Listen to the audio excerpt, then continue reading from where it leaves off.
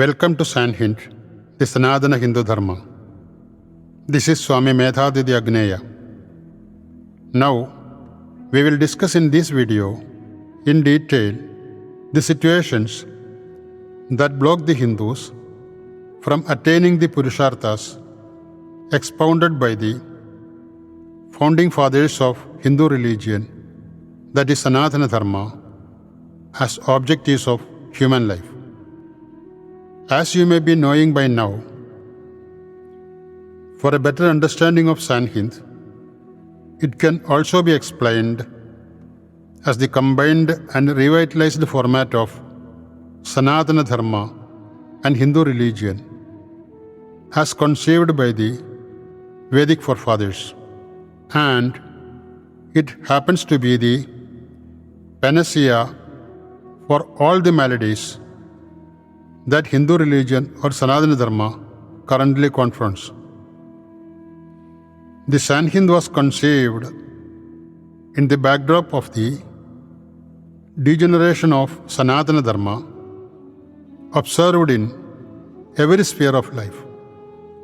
Degeneration of Sanatana Dharma marks the degeneration of the humanity in general, as Hindu religion or Sanatana Dharma has to be considered as the torchbearer of humanity, being it the only dharmic religion in the face of the crisscrossing religions of the world.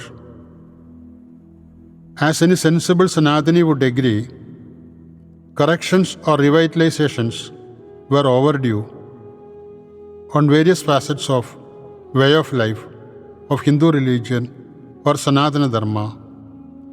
Really speaking, long ago, a smooth flow of the religion has almost come to a stagnancy or standstillness due to the sedimented filth. This state of affairs has created enormous conflicts in contemporary life of Hindus or Sanathanis, as well as on the concept of goal of life, that is self-realization, set by the Vedic forefathers. You are aware that the self-realization comes spontaneously while proceeding in the path of attainment of Purusharthas prescribed for the Hindu religion or Sanatana Dharma.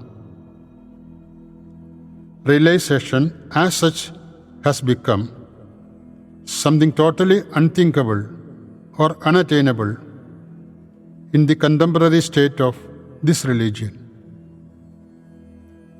And it is here the relevance of Sandhind lies.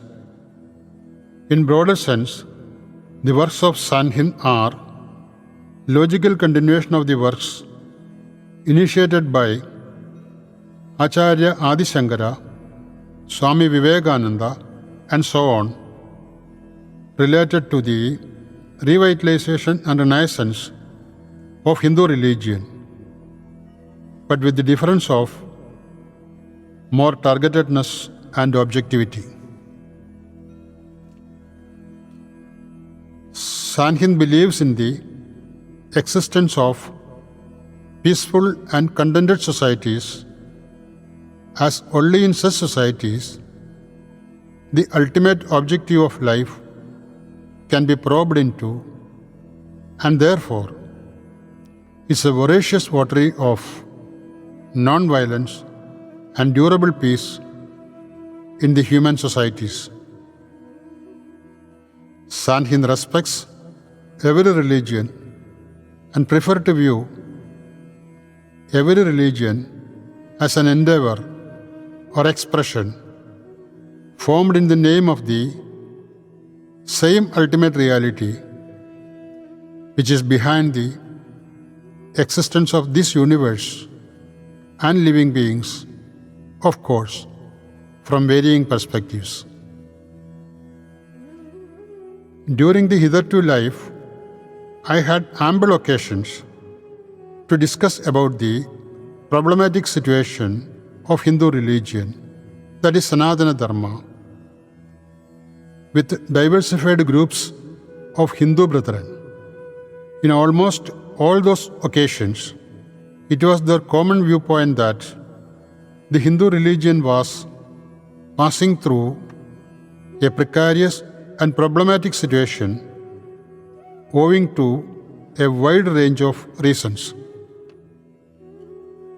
Problematic level of casteism, predatory nature of certain other contemporary religions, ignorance of Hindus about their scriptures, their ignorance about the grand features of Hindu religion as a dharma, opportunistic nature of certain political parties, en bloc voting by certain religious members, dishonoring the cherished values of democracy, etc., were some of the reasons cited by them for the stressful situation of the Hindu religion. Despite all these observations, a vast majority of them adopted a rigid standpoint that nothing needs to be done for the upliftment of this religion by anybody as it is. That is, the Hindu religion is Sanatana by nature, as evident from its name, namely Sanatana Dharma, and it is here in existence since millions of years. Further, it was brought to existence by the great Arsha culture of yore, and it has such a huge volume of religious literatures which no other religions in the world possess. And for all those and similar reasons, it is indestructible by nature. Again, if at all anything is needed to be done, it has strong religious organizations to do it. The tentative gist of the discussions, as stated, was given only to portray the average thinking pattern of a man on the street belonging to Hindu religion. On scrutiny of these statements, vis-a-vis ground realities being experienced, anybody who has a tinge of rationale and little knowledge of history can easily say that they are living like frogs in the well. They lack historical knowledge or any analytical sense totally. Forget about their ignorance on the ever-shrinking religious space of Hindu religion in terms of geographical areas. They are even unable to conceive the true meaning of the scenes being enacted before their eyes on day-to-day life. They are unable to recognize the actors behind it.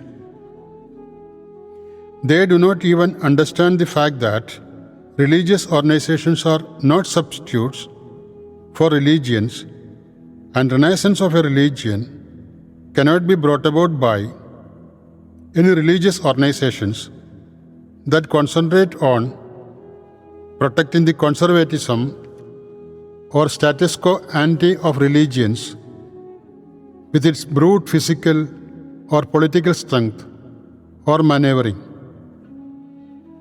Further, no organizations represent entire Hindus. While all the meritorious points observed by a common man on Hindu religion, as explained earlier, in comparison with other contemporary religions,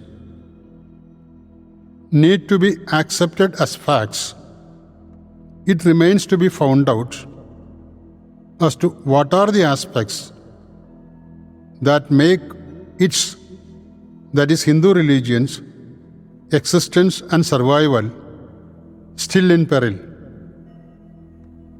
In other words, even though there is nothing in the Hindu religion that can be termed as problematic to others, then why is it still being troubled from all sides? And at the same time, why its members are still being unable to experience the greatness of this religion in reality that it statedly inherits? This is the crucial aspect that deserves utmost attention, as in it lies the solution for all problems it faces. On a proper examination of the issues and situations, it can well be seen that the most important reason, which is central to the whole set of problems, is an aspect of the inability of a vast section of Hindus to differentiate between the states of having something and enabling it for becoming useful. For example, having all requisite herbs in your compound would not eliminate your illnesses automatically. You have to make a concoction or decoction out of it and consume it. Then only it shall serve the purpose. That is, basically, you have to enable the herbs to any usable formats. In the same way, having acres of farmland is not going to solve your food problems. You have to do agricultural works on it to attain the goal. In short, you have to enable the farmlands to your specific needs. Now, having a big library of books is not going to help you to gain knowledge unless you read all those. Here, you have to enable the books. In this way, there are any number of examples to quote. Now, having any number of religious books, or preachers, or temples, or followers, etc., in the Hindu religion is not going to help a Hindu, that's a Sanathani, to have a contented religious life in every respects, including realization, unless those are all systematically organized. In other words, unless and until those all are enabled properly, no end result is going to be attained. And Sanhind is the enabled form of Hindu religion or Sanatana Dharma. It is high time that we come to senses and take a decision to enable the Hindu religion, as that only can provide us and our posterity the requisite physical, spiritual, and realizational contentments discussed earlier. Let you be cooperative, at least now, in the above process. Let you be not a rebel without a cause, at least at this decisive juncture of life. Now it is sunny season. Let us start working so that before the befall of the fast approaching turbulence of windy rains, thunderbolts, and thunderstorms, let us complete the process of enablements. Let us start the process with the construction of Sanhind communes primarily. Let us not build fortresses like others, as we totally believe in the transient nature of human life on earth. Let us build the communes for us and our posterity, so that we shall no more be staying in the open, totally exposed to heat, rain, storm, wild animals, and whatnot. Through all this, Let us rest assured that we have done our duty to the expectations of our great Vedic forefathers and are not handing over a haphazard future to our posterity as the one handed down to us for last many centuries. Thanks for being with Sanhind community videos. In case you like the concept of Sanhind, kindly subscribe this channel if not already subscribed. Also, please like and share this video for maximizing its reach. Please strengthen Sanhind by contributing to the cause it stands for by scanning the QR codes on screen. For any further information on Sanhind or details of other modes of contribution, etc., please visit sanhind.org.